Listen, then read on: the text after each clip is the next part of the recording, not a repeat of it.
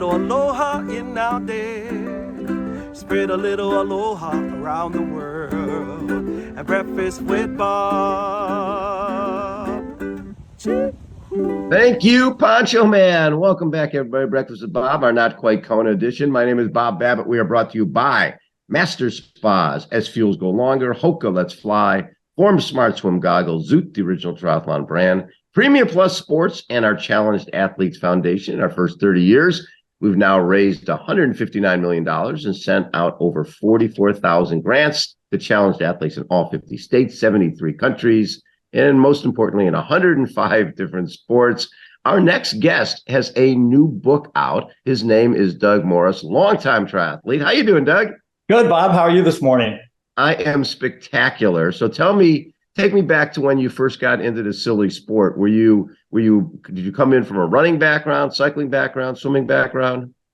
Sure. I came in from a running background. I ran track at Indiana University, and then I ran for a club program here in Chicago for University of Chicago Track Club for 4 years. And the girlfriend I was dating was a casual swimmer. And so way back in 1986, she said, "Hey, I swim, you run. Why don't we do the Chicago Triathlon?" And that's kind of when it all started. Yeah, I used to do the Chicago Triathlon every year, the Bud Light Triathlon Series. That was a great event. Yes, it was. The biggest Tinley and Molina and Mark Allen and Dave Scott, everybody raced that. It was, I think one year it might have been like 9,000 participants. That thing was huge.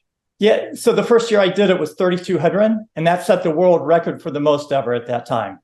It was one of those things. I remember being in the 37th wave at that race. I think Molina was already home in San Diego by the time we started the race. Most likely. It was very cool. So, obviously after that first relay, you got hooked on potentially doing a regular triathlon. Well, actually, it wasn't a relay. The plan was to do the whole thing, which I did. And I showed up, and they didn't have record of our registration. So I pulled $50 out of my pocket and was able to sign up the day before the race. And I did the whole swim, bike, and run. My girlfriend decided not to do it, but 2 years later, she did her first triathlon. I love it. And then when you did it, were you hooked? Yes, absolutely. I hyperventilated on the swim, scared the crap out of me, and then went around the planetarium, had a leg cramp.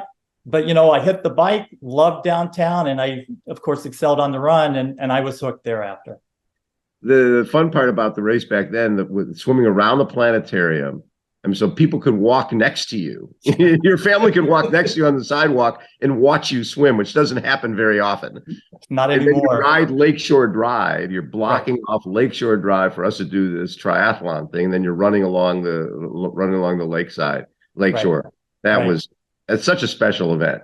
You remember it well. I do remember it well. I'm from the Chicago area. I went to University of Illinois, went to New Trier, and no kidding. I would go back to do that race every year and see my family. Sure. Get my nephews to be on relay teams. So yeah, we love that event. It's a very special event. Now, did that lead you starting to travel and do races? Well, actually, at that point, I had lived in Chicago, but had been transferred out to Missouri. Okay. And it was, Chicago's late season. So I tried to do one in 87, got shut out, but I did get married and then got transferred to Kansas. And so when I was traveling for races, it was like only after my move. So I did Missouri, I did Kansas, and then I got transferred up to Iowa, and I knocked off Iowa, and then came back to Chicago and did more Chicago and went up to Wisconsin from there. Yeah, so the book is Trying, A Journey of Discovery, Challenges, and Camaraderie around racing in 50 states and the continents beyond. When did you get to the point where you're going, you know what, I've raced in a number of states here. Maybe I'm going to try to go for all 50. Yeah, so I started with the first one and thought that's all I was going to do. So it was Trying one. Right. And then with all the moving around, I kept on doing them. And then I had an opportunity to move overseas. I got transferred overseas. So we ended up in Bangkok, Thailand. And I had qualified for Kona twice, but never made it. One because of a wedding and one because of the move. And then finally, I decided to really try for Kona again. We hit Phuket and then hit Australia. And we were island hopping and finally ended up in Kona. And so after Kona, it was kind of like, okay, now what? What should I do? And I said, I'm from the US. I've knocked off a few states. Why don't I just do all 50 states? And I did a little bit of research and found out 2 people had already achieved my goal. Right. And so I decided, well, I've done Australia, I've done Mexico, I had done US. Why don't I just do the world? So it kind of went from there. How many countries have you raced in? Well, I raced in 10 through the book, and I've added an additional 8. So I'm up to 18. What has been, when you look at your racing experiences, what have been a couple of your favorites? It's real tough. I will say just the camaraderie with the people, and that really built up over time. And it's just a great tri community out there, as you know, much better than I do. But I've just been amazed. We were over in Norway, and I didn't take my bike. The race director actually said, hey, I'll loan you one. So she set me up. I went to the athletes meeting, didn't quite fully understand it because of the language barrier. 2 Danish people helped me out on that. Yeah. Then I got bike directions from a Swede to get out to the transition area. And then the whole Norwegian town, it was just, wonderful. So that was one international really good experience. And the other one is I have 2 intellectually disabled children, much like you've experienced through your whole CAF organization. And so as the kids got older, the oldest one has a lot of abilities. And so I started taking her to some of the races, and she wanted to volunteer. So she was really showing her independence. And as a parent, as a spouse, those are just some of the neatest memories. And I put that in the book because, we're selfish triathletes. Sometimes people think we're conceited and everything, but really the book's a lot about the experiences through the kids and being a better person and spouse. And I could go on and on with the stories, but they're all in the book for you to read. Exactly. And the cool part about, I remember going to Powerman Duathlon in Switzerland, and I was running with this kid. He didn't speak English. I didn't speak Swiss, but there's a camaraderie and an understanding. It's a universal language. Swim, bike, run is pretty universal. And, we became good friends through that. And every time if I raced in Guatemala, wherever I went, you'd always make amazing friends because there's this understanding that if somebody's at that starting line with you, that they understand suffering, right? Because you're getting up at 4 a.m. to swim, you're doing the bike ride, you're doing the run. There is a bond that you get from doing this sport that you really don't get in a lot of other activities. No. And what's neat is you're racing with pros too. What other sport can all these age group amateurs run beside professionals? Exactly. And you go off to the Ironman, and the first place winner gets, last place person gets cheered just as much as the first place winner, and everyone in between. It's just an awesome experience. Well, and then especially in Kona, the first place folks come back for the last place finisher, right? That's pretty cool. You don't see that in a lot of places. And like you mentioned, I can't go play at Augusta. I can't go play tennis at Wimbledon, but I'm at the World Championship in Kona, treading water with Jan Frodeno or whoever else is in that race. And you've got something to talk to them about after the race. You have the same experience. They were out at Hawi, you were out at Hawi. Different times, but you were out there. So you could talk about the course and talk about the experience. Exactly. And the participation is key. I mean, you can go off and pay to watch the NCAA championships or the Super Bowl or whatever, but it costs less to participate. And really the relationships you build up is just, something special. So producing the book, I think people making the decision, I'm going to write a book is one thing. Putting it together, it can be overwhelming. Right? It takes a lot of time, and it's rewrite after rewrite. And you can't put everything in there. There's stuff that you want in there, but it's like, oh, well, maybe the next book. How tough was just making that commitment and then following through on it? Just as tough it was training for all those triathlons. And you had to figure out what to cut down. So I started 10 years ago. I can't remember how many rewrites, and I ended up with 220,000 words. And I finally published it just under 180. So I cut out a lot of stuff, but there's a lot of things in there. And really my stories are people's stories because they can relate. It's kind of like you hear a song on the radio and the singers out there, it's their song, but it's your memories that you define. And so when the readers read the book, I think they'll think a lot about their own stories and relate to what I put out there. There's no question. Yeah. And when you put it out, when did the book come out? 8 weeks ago to yesterday. 8 weeks ago yesterday. Yeah. And what's been the response so far? Very positive. No one knows who I am. I didn't do any advertising. It's kind of a niche market, first for triathletes. Yep. And then for special needs families, because again, what I pull in there. And I think once the word gets out and readers read it, they're going to go, hey, you know what? This is everyday life. They just want to be better. They want to have fun in life. They want to do things. And so one of the things that I talk about all the time with our Challenged Athletes Foundation is, the power of sport is underestimated. People don't realize that just by getting through a 5K, getting through a short swim, you become more comfortable in your own skin. You become a better employer, a better employee, a better person. Absolutely. And for you to pass that on to your kids, that love of sport, that's going to be with them for the rest of their lives. Right. Yeah. I mean, Haley, the oldest, she still talks about races and wanting to go back and see all her favorite people and everything. Yeah, it's just really cool. So what's next for you? What you still racing? What are your plans for 2023? Yeah, no, I'm still racing. Did 5 races last year, and I have two on the schedule this year, but hopefully more. Kind of rehabbing from some earlier surgery. But just earlier this year, a race director has confirmed that they plan to do a race down on Antarctica. A triathlon. A triathlon. That'll be the first one ever. And that will make my 7th continent. And I couldn't pass it up. So I put my down payment, I put my deposit down. And the last I heard, there's 2 other crazy people in the world like I am. What's so funny about that, we just finished up a video piece on a trip to Antarctica. Oh, you're kidding. No, this is really funny. This pitcher from the San Diego Padres, Joe Musgrove, he became good buddies with one of our challenge athletes by the name of Landis Sims. He became good friends with one of our challenge athletes who's missing both hands and both legs. His name is Landis Sims, and he became a baseball player. Right? Made his high school varsity baseball team. Well, wow. One of Joe's buddies, who's a fishing captain, puts on trips to Antarctica.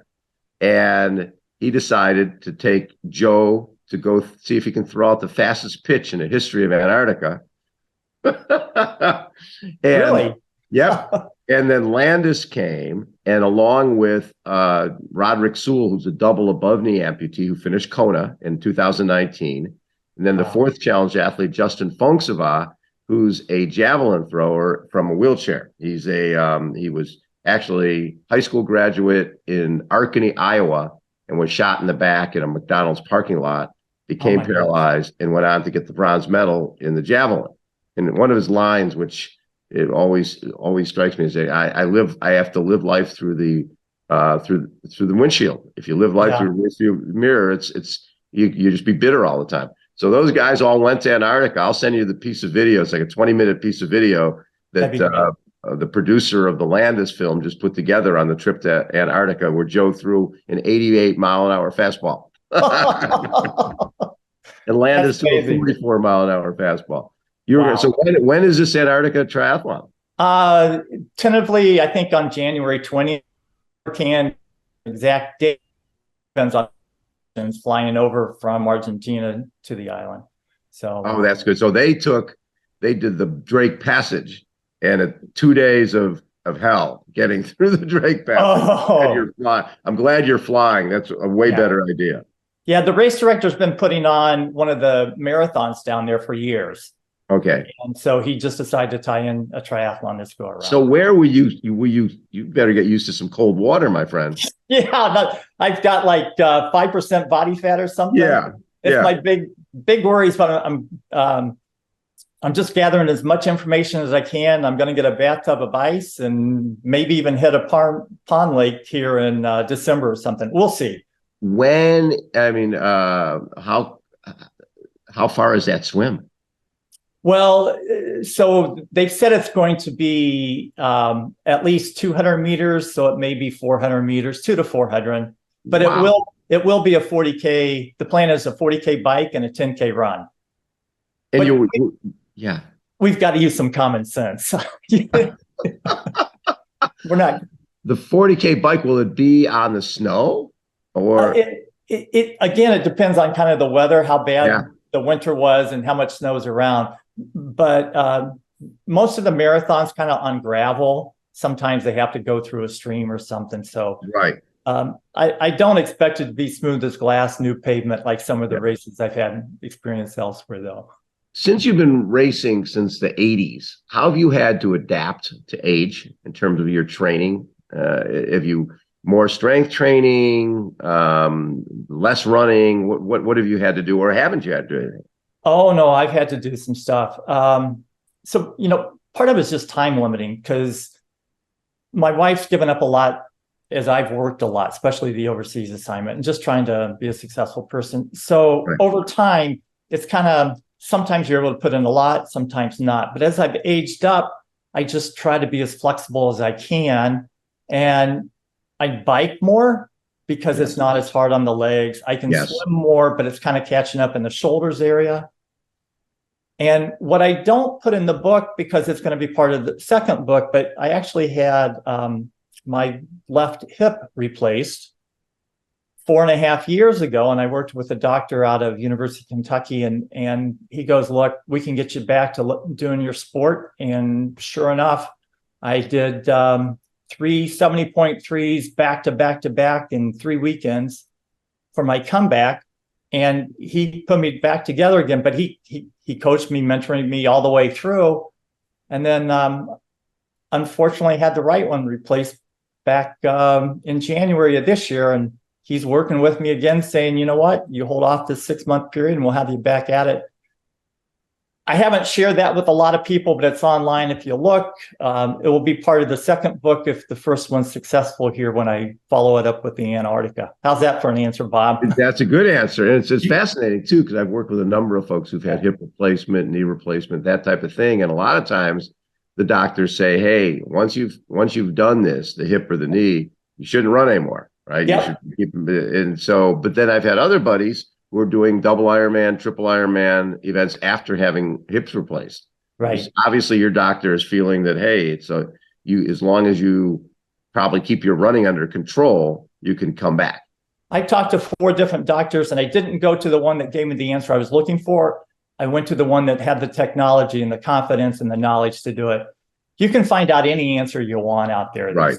I know. And I will say, just watching my kids, people talk about the disabilities they have. They live their life with the abilities they have. And you see that every day. And I'll tell you what, that is so inspirational and aspirational for me and mentoring for me. I feel like I've learned more from them. And I'm like, I'm not going to let a hip replacement or now 2 hip replacements down. I'm not going to sit around and watch my life. I'm going to enjoy it with what I want to do. Well, that's, I always say that this is when you talk about lifetime fitness, there is no sport that is better than ours.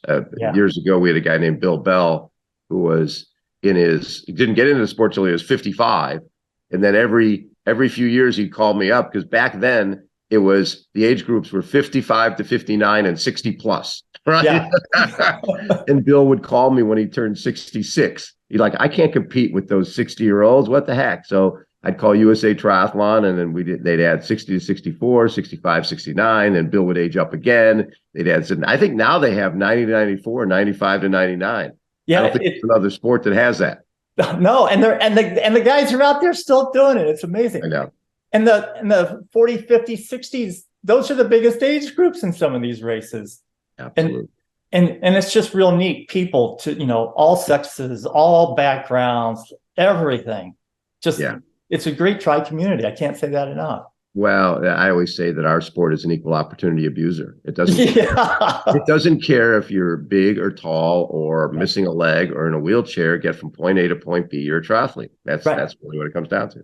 And the athletes themselves, man, these are big accomplishments, and it gives them so much confidence out there, and gives them, self-esteem and the quality of life. And they're role models. Like I said, they're role models to me more than I am to them by any stretch of the imagination. Yeah, it's one of those sports that I was racing yesterday, and I'm in the 70 to death category now. Okay. And again, you're not racing anybody. You're racing yourself, and you're racing the course. And Right. Yes, there's other people in your age group, but it's all about, I can't control what you do. You can't control what I do. We do our thing. Like this, at this race in the Legacy Triathlon in Long Beach last year, and this guy named Robert Plant, top age grouper. And he's jumping up and down before the start. And I'm like, what are you doing? He goes, I'm getting my pacemaker going. I'm like, okay, there you go. I love that. Doug, congratulations on the book. Again, the book is called Trying: A Journey of Discovery, Challenges, and Camaraderie While Racing in 50 States and the Continents Beyond. And I think every age group triathlete out there will want to read this book because it basically tells their story as well as yours. It does. And it'll give them some imagination as to what can be achieved in life. And that's the stories of the kids and all the other triathletes I've met that I include in there. So what was that Kona experience like for you? Awesome. It's special, huh? Yeah, I first did it in 2004, and it was really tough conditions, and I got sick ahead of time, and I trained on a flat area. But the whole family came. My in-laws came, my brother-in-law and sister, and that was really, and the kids came. So that was really special. And then I backed off on quite a few of them and went shorter distances. But then I go, okay, I've got the 50 states done. Now what? And I went back to Ironman to pick up Europe. And I qualified at Ironman France. So I went back in 2013 and then raced one more time in Barcelona in 2014. So I feel pretty lucky. Yes. I really do. It's just great. And I had Mike Riley say, that I'm an Ironman, and he was my favorite person in the world for 3 seconds when he did it. And then when I was over in Europe, Paul Kay did it. And I think it's a good handoff between those two guys. Yeah, it'll be great. And what's your PR for an Ironman? Oh gosh. So I was 45 and I went 10 hours and 29 seconds. Oh, we call that 9 and change. Yes, that was. And you know what? I wasn't disappointed because on paper, I never thought I'd go faster than 10 hours and 30 minutes. So way to go, man. That is awesome. When you're going 10 hours, that's the real deal. That's pretty damn fast. Thanks. I appreciate that. But you interviewed one of these guys from Ohio State, and yes, he's out there, first time guy, and he's talking in the 8s. I'm like, how do you do that? Is that amazing? Yeah, he's gonna 21 seconds off the win. Is really funny. Yeah. And he's a med student. So, Matthew's going to have a great career and everything. And that's what you want to see in the sport. I mean, it's just really neat. You know what? It's funny you mentioned that, because I think one of the reasons I love interviewing the pros is I think the average age grouper thinks that all these guys are identified when they were, like a LeBron James, they're identified when they're 12 years old and put into some sort of program and they moved on and became a pro. And they don't quite understand that these guys, they graduated college and they got into a triathlon and all of a sudden they had success. And they're like, I guess I could be a pro. Yeah. My favorite, this woman, Sky Monch, who is one of my favorite pros. So we're at St. George doing the interviews last year, and we're in Zion's Bank. And she goes, I was a teller at Zion's Bank, a different Zion's Bank, but I was a teller. I'm like, really? She goes, yeah, I graduated high school. My parents told me they couldn't afford college, and that if I wanted to go to college, I'd need to work. Sure. So I cleaned houses and I worked at Zion's Bank, and I graduated with my CPA not owing anything. Wow. That gives you insight into who these people are. And I think that's what makes our athletes so special is they didn't grow up to be professional triathletes. They grew up and found the sport and then realized they had an innate ability to go fast.